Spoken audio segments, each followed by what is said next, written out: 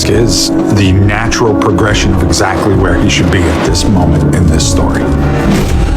When I read the script, the cave, in my mind, was much smaller than what we have on that stage right now. The cave set is the first thing that I started working on with my set designer.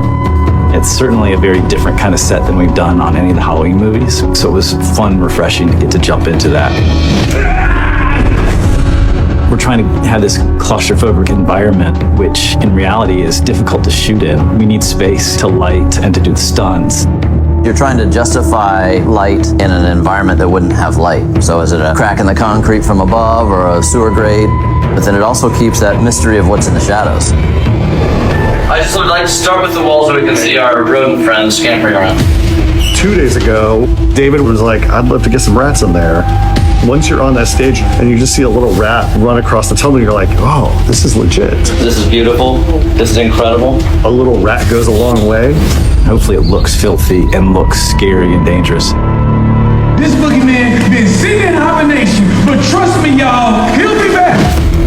We always knew there was going to be a radio station. We designed the tower for the radio station in Halloween Kills, which you get to see in a few scenes. And so finally, in Ends, we got to build the actual radio station. WURG is this giant pop of color in the middle of a depressed and a dying town. I think all the color is a fun relief from some of the other darker places in Haddonfield.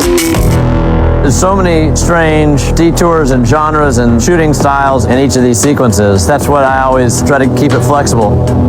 Do we need a headlight gag or something, or do we just use the tilt drum? I don't think anybody would come into Halloween Ends caring as much as me as a shooter. I didn't think anybody would really do it justice. Let's throw that dolly. Is it around that one? Close up here. Why? I know that he's going to bring something to the table, and he has a different way of looking at everything. This film is a bit more angsty and kind of a bit more indie. I'm trying to find more suspense.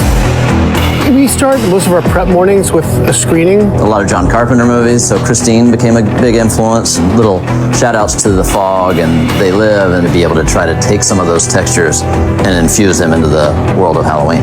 I think the most relevant one was watching 2018, Halloween. The camera's just telling the story it needs to tell and not trendy, but purposeful. So here he goes. We cross here and we see the hole there. When all these three films are completed, they will have some cohesive style. This is What this side